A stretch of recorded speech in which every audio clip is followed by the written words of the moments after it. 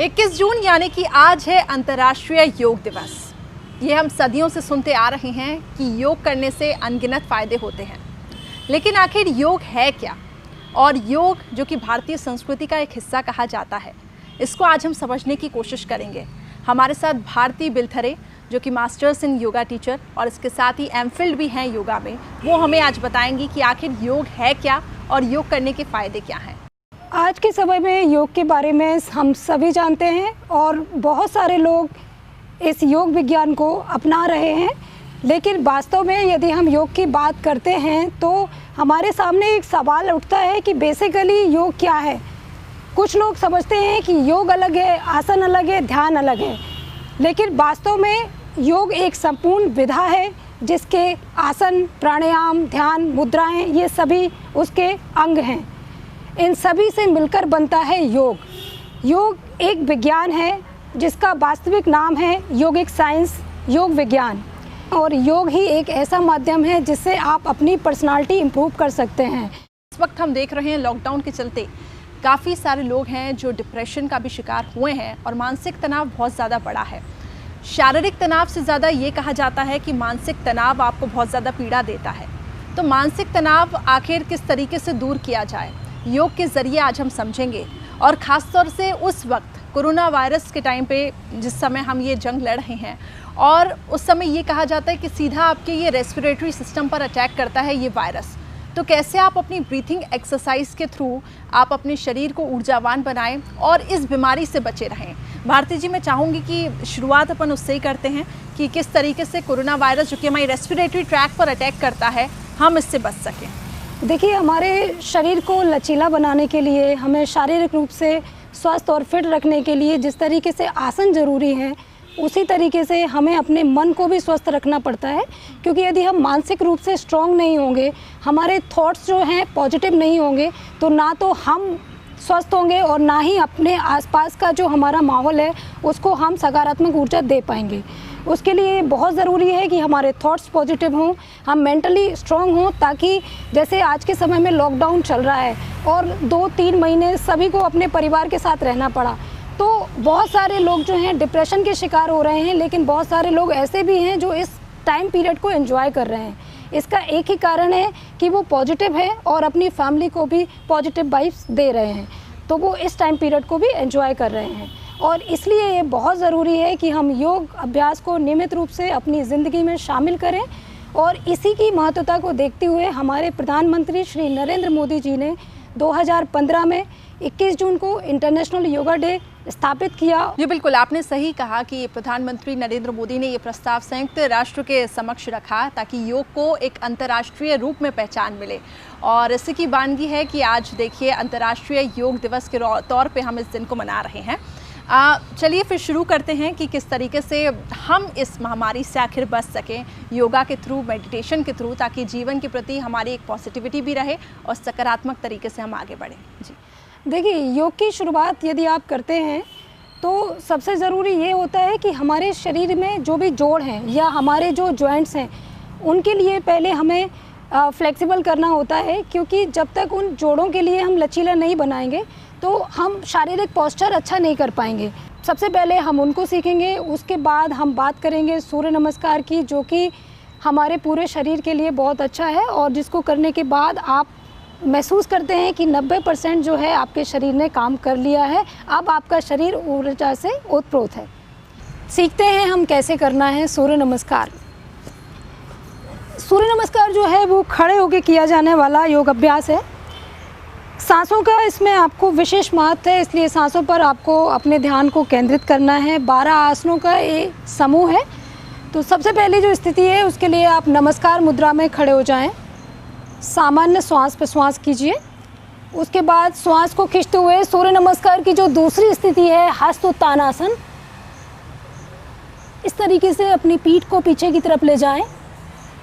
तीसरी स्थिति पाद हस्तासन, श्वास छोड़िए, अपने दोनों हाथों को पंजों के बगल में इस तरीके से रखिए और अपने सिर को घुटनों से लगाने का प्रयास करिए। चौथी जो सूर्य नमस्कार की स्थिति है उसके लिए अपने दाएं पैर को पीछे ले जाएं, अश्व संचालन आसन, और अपनी गर्दन को आपको पीछे की तरफ ले जाना है। श्वास छोड़ते हुए संतुलन आसन या दंडासन में आइए। सूर्य नमस्कार की 5वीं स्थिति। 6वीं स्थिति सूर्य नमस्कार की, उसमें आपको सामान्य श्वास पर श्वास करना है। घुटने ज़मीन पर रखिए, अपनी छाती को दोनों हाथों को बीच में रखिए, ठुड्डी को ज़मीन पर लगाइए। अष्टांग नमस्कार। 7वीं जो स्थिति है उसके लिए अपनी पीठ को आपको पीछे की तरफ मोड़ना है, सर्पासन। श्वास खींचिए, श्वास को छोड़िए। 8वीं स्थिति सूर्य नमस्कार की, पर्वतासन।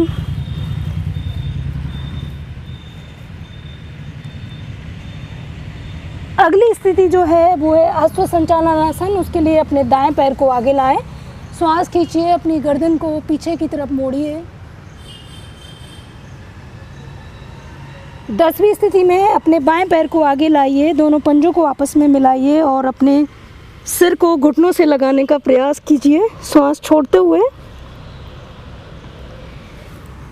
11वीं स्थिति हस्तोत्थानासन। उसके लिए अपने दोनों हाथों को पीछे ले जाएं, पीठ को मोड़ें, श्वास अंदर खींचें और अंतिम स्थिति सूर्य नमस्कार की 12वीं स्थिति नमस्कार मुद्रा में श्वास छोड़ते हुए वापस।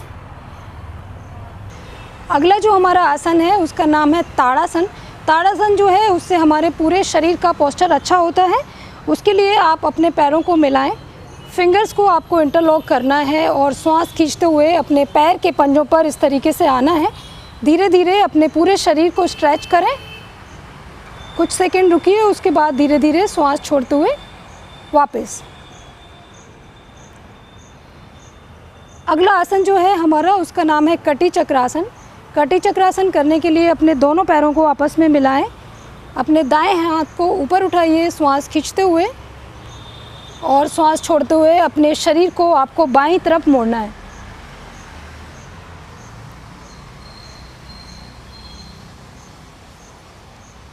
अपनी क्षमतानुसार आप आसन में रुकिए, उसके बाद धीरे धीरे श्वास भरते हुए अपने चेहरे को सामने लाइए और श्वास छोड़ते हुए धीरे धीरे आपका हाथ नीचे की तरफ आएगा। आसन को आपको दूसरी तरफ से करना है। श्वास भरते हुए अब अपने दूसरे हाथ को ऊपर उठाएं और श्वास छोड़ते हुए अब अपने शरीर को आपको दूसरी दिशा की तरफ ले जाना है।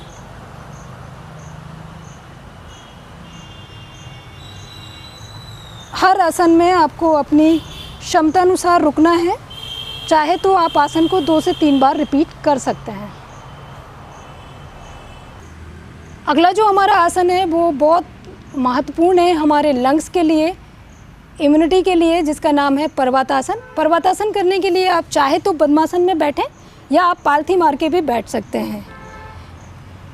अपने दोनों हाथों को नमस्कार मुद्रा में रखिए, श्वास को खींचते हुए अपने दोनों हाथों को ऊपर उठाएं, लंग्स को पूरा फिल करें, अपनी छाती में खिंचाव महसूस करें। क्षमतानुसार आसन में आपको रुकना है और धीरे धीरे श्वास छोड़ते हुए हाथों को नीचे लाना है।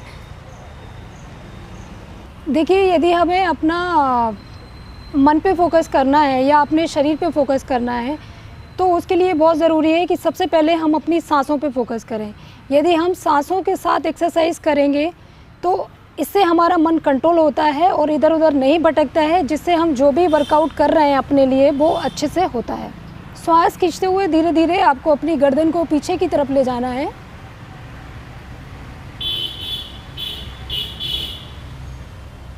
एक से 2 सेकंड आप यहाँ पे रोकिए और उसके बाद धीरे धीरे श्वास छोड़ते हुए अपनी गर्दन को आपको नीचे की तरफ लाना है। जिन लोगों को सर्वाइकल की प्रॉब्लम है, ऐसे लोगों को गर्दन को नीचे लाने से बचना चाहिए, बल्कि उनको गर्दन को बस सामने रखना है, नीचे की तरफ उनको नहीं झुकाना है।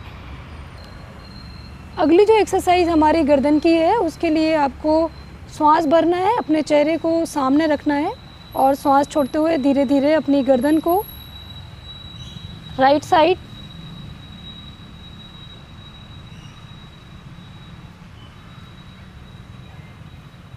श्वास खींचते हुए चेहरे को सामने लाइए और श्वास को छोड़ते हुए अपनी गर्दन को आपको बाएं दिशा की तरफ मोड़ना है।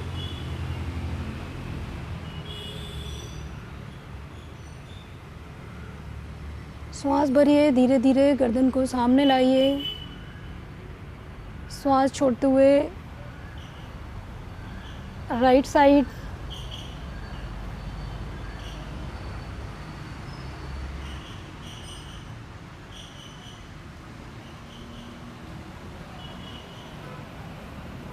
अगली एक्सरसाइज है हमारी गर्दन के लिए। उसके लिए हमें रोटेशन करना है, नेक रोटेशन। सबसे पहले अपनी गर्दन को नीचे आप झुका लीजिए। श्वास खींचते हुए धीरे धीरे अपनी गर्दन को दाईं तरफ से ले जाते हुए पीछे की तरफ ले जाएं। हाफ सर्कल में आप सांस अंदर खींचेंगे और हाफ सर्कल में सांस को बाहर छोड़ेंगे। श्वास छोड़ते हुए धीरे धीरे आपको वापस अपनी गर्दन को नीचे लाना है। पुनः इस अभ्यास को करिए। श्वास खींचिए, दाईं तरफ से अपनी गर्दन को पीछे की तरफ ले जाएं और धीरे धीरे श्वास छोड़ते हुए अपनी गर्दन को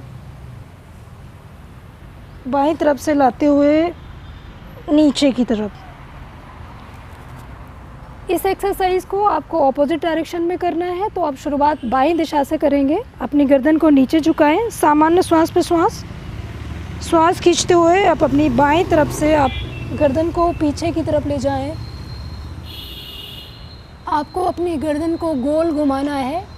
आधे समय में श्वास को अंदर खींचिए और आधे समय में श्वास को बाहर छोड़िए। अगली एक्सरसाइज हम कर लेते हैं अपने कंधों के लिए, या फ्रोज़न की समस्या आपको है, कंधों में जकड़न है, तो अगला जो हमारा अभ्यास है वो शोल्डर का है। आप हाथों को इस तरीके से साइड में रख सकते हैं। श्वास खींचते हुए अपने कंधों को आपको ऊपर उठाना है और श्वास छोड़ते हुए धीरे से नीचे।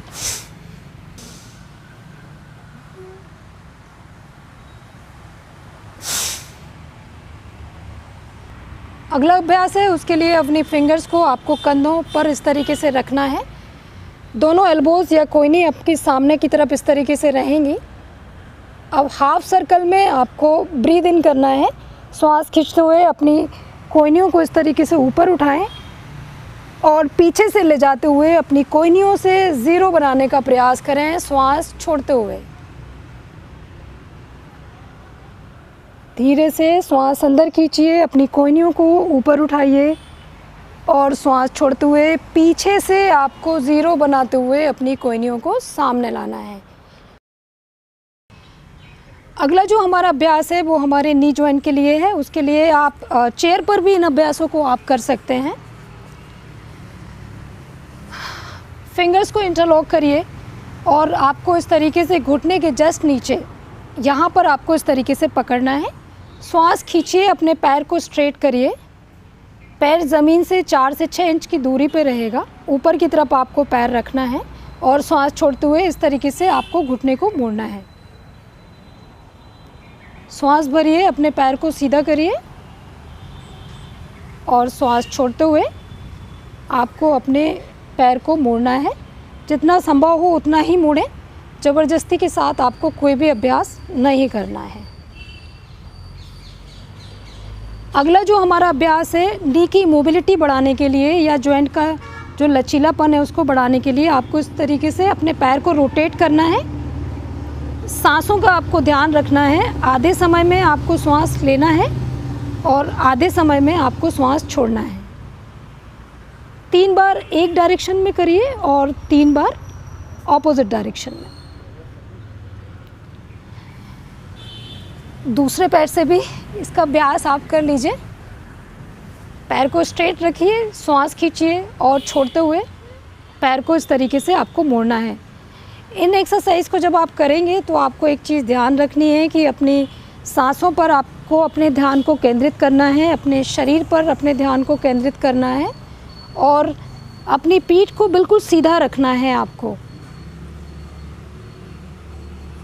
इसके बाद रोटेशन करेंगे। हाफ सर्कल में ब्रीद इन, हाफ सर्कल में ब्रीद आउट।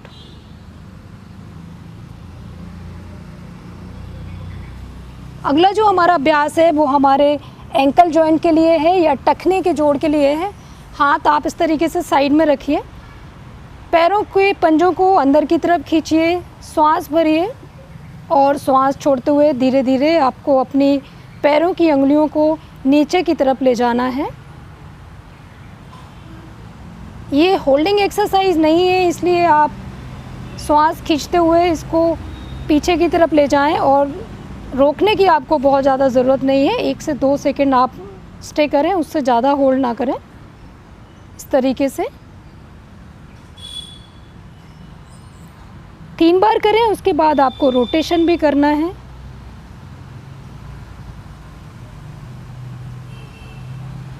दोनों दिशाओं से।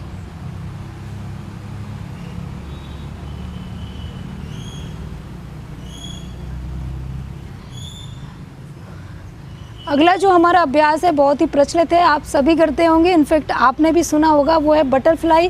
रामदेव जी इसको बहुत इम्पोर्टेंस देते हैं। ये जो हमारा अभ्यास है इसका नाम है तितली आसन। इस तरीके से अपने पंजों को आपको अंदर की तरफ मोड़ना है, बैक को स्ट्रेट रखना है, अपनी फिंगर्स को इस तरीके से पकड़ना है और अपने इस जॉइंट को मूव करना है आपको। बैक को स्ट्रेट रखिए। इस अभ्यास को आप 1 से 1.5 मिनट कर सकते हैं।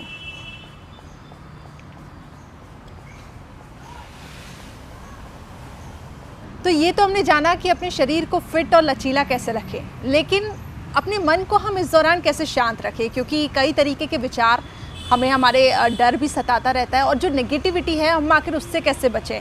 भारती जी, मैं चाहूँगी कि आसन और एक प्राणायाम भी है, इनके बीच में अंतर हमें समझाएं। प्राणायाम किस तरीके से हमारे मन को शांत रखने में हमारी मदद करता है, ये बताएं।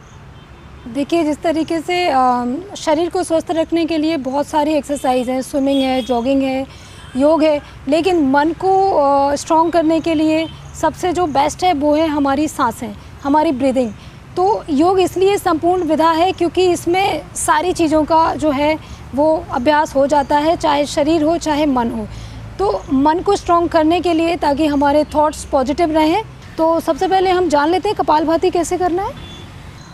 कपालभाति करने के लिए आप किसी भी ध्यानात्मक पोजीशन ले लीजिए, चाहे तो आप चेयर पे बैठें, चाहे बेड पे बैठें, चाहे नीचे बैठें, ये सब मैटर नहीं करता है। आप हाथ इस तरीके से घुटनों पे रखें, पीठ को आपको बिल्कुल सीधा रखना है। यदि संभव हो तो अपनी आँखों को बंद रखें। अपने शरीर और मन पे आपको अपना पूरा फोकस रखना है। इस एक्सरसाइज में हम क्या करते हैं, जैसे कि हमारा जो नेचुरल वे है, सांस लेना और छोड़ना 24 घंटे हम लेते रहते हैं, हम अवेयर नहीं रहते इसके प्रति। लेकिन कपालभाति में हमें एवरी टाइम अवेयर होना है श्वास छोड़ने के लिए।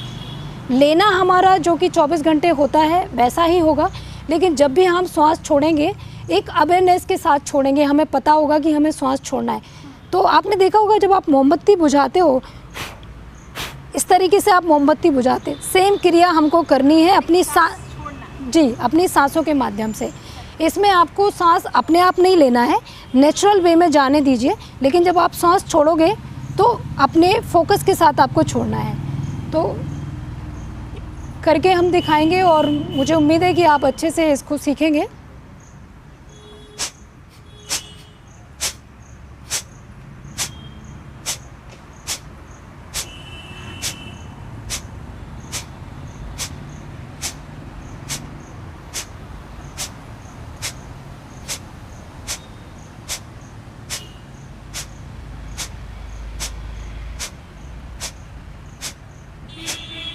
एक राउंड आप कंप्लीट करिए, उसके बाद आप 30 से 40 मिनट सामान्य श्वास प्रश्वास करिए, अपने शरीर को शिथिल कीजिए। उसके बाद राउंड आप रिपीट कर सकते हैं। तो आप 400-500 बार कर सकते हैं, लेकिन जिनको हाई ब्लड प्रेशर की समस्या है ऐसे लोगों को स्पीड थोड़ी धीमी रखनी है और काउंट्स भी कम करना है, लेकिन वो कर सकते हैं। इसके बाद क्रिया करने के बाद हम अगला जो हमारा योगाभ्यास है उसका नाम है अनुलोम विलोम प्राणायाम। अनुलोम विलोम प्राणायाम करने के लिए आपको अपने लेफ़्ट हैंड को इस तरीके से ज्ञान मुद्रा में रखना है, अपनी इंडेक्स और अपने थंब को मिलाते हैं तो ये हो जाती है हमारी ज्ञान मुद्रा। आप पीठ को बिल्कुल सीधा रखिए, अपने चेहरे को बिल्कुल सामान्य रखिए, बल्कि स्माइलिंग फेस रखेंगे तो आपको भी अच्छी फीलिंग आएगी, आपको योग करते हुए मज़ा आएगा। आपको अपनी जो इंडेक्स फिंगर और मिडिल फिंगर है इसको अपने दोनों आईब्रोज़ के बीच में रखना है, ये आपका आज्ञा चक्र होता है। अपने थंब को आपको राइट नोस्ट्रल पे रखना है और आपकी जो रिंग फिंगर है वो आएगी लेफ़्ट नोस्ट्रल पे। अनुलोम विलोम प्राणायाम जब आप करते हैं तो अपने लेफ़्ट नोस्ट्रल या चंद्र नाड़ी के साथ करते हैं। बाईं तरफ से आपको धीरे धीरे श्वास खींचना है। एक चीज़ का ध्यान रखें कि श्वास खींचते और छोड़ते समय बहुत तेज़ गति से आपको श्वास नहीं छोड़ना है। प्राणायाम का बेसिकली मतलब होता है प्राण प्लस आयाम, अपने प्राणों का विस्तार करना। तो आप जितना धीमी गति से श्वास लेंगे आपकी ब्रीदिंग कैपेसिटी उतनी इम्प्रूव होगी। तो चलिए हम शुरू करते हैं। शुरुआत हमें अपने लेफ़्ट नोस्ट्रल के साथ करना है। बाईं तरफ से आपको धीमे धीमे श्वास लेना है।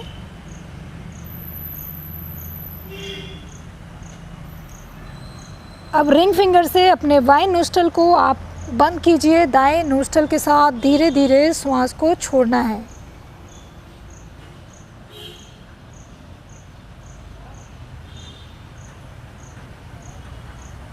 वापस से आपको दाएं नोस्ट्रल के साथ ही श्वास खींचना है धीमी गति के साथ।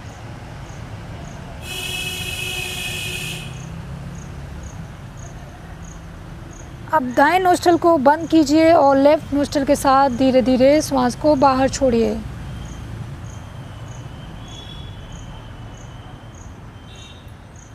ये एक चक्र कंप्लीट हो जाता है अनुलोम विलोम का। एक चक्र हम फिर से करेंगे। शुरुआत हमेशा आपको लेफ़्ट नोस्ट्रल के साथ करनी है और जब चक्र आप कंप्लीट करेंगे तो आपको ख़त्म भी लेफ़्ट नोस्ट्रल के साथ ही करना है। इस चीज़ का आप ध्यान रखिए। एक चक्र हम फिर से करेंगे। धीमे धीमे लेफ़्ट नोस्ट्रल के साथ श्वास को अंदर खींचेंगे।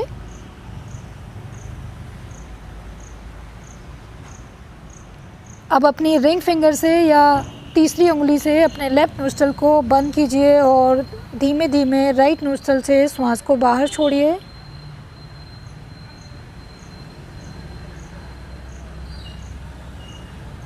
वापस आपको राइट नोस्ट्रल के साथ श्वास खींचना है।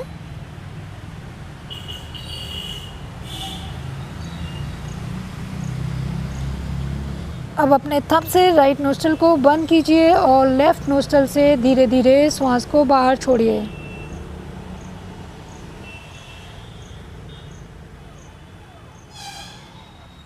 आप 5 से 10 मिनट अनुलोम विलोम प्राणायाम कीजिए। अनुलोम प्राणायाम जो है वो आपके स्ट्रेस को कम करता है, एंजाइटी कम करता है, आपके शरीर और मन को बैलेंस देता है और आपके कॉन्फिडेंस लेवल को भी इम्प्रूव करता है। अगला जो हमारा प्राणायाम है वो है भ्रामरी प्राणायाम।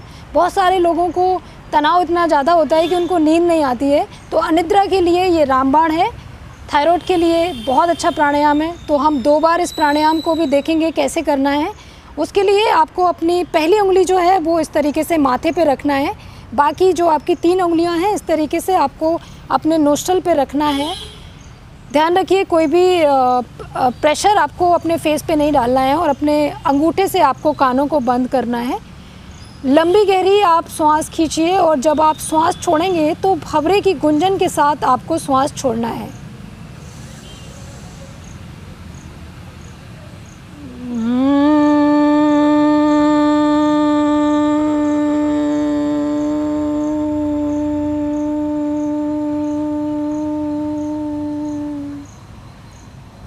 वापस से एक बार लंबी गहरी श्वास अंदर खींचिए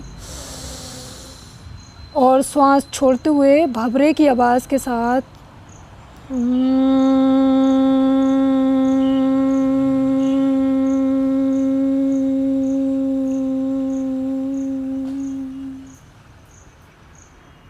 चाहे आप विश्वास करिए न करिए, लेकिन इस बात से साफ तौर से अंदाज़ा लगाया जा सकता है कि योग करने के आखिर कितने फ़ायदे होते हैं। तो आप भी योग करें और रोगों को दूर भगाएं। और जैसा कि ये कहते आए हैं हम कि कोरोना से डरना नहीं है, लेकिन इसका डटकर सामना करना है। और उसी के साथ हम आपको छोड़ते हैं कि आप यही उम्मीद है कि आप लोग भी अपने जीवन में योग को अपनाएंगे और अपने जीवन शैली का इसको एक हिस्सा बनाएंगे।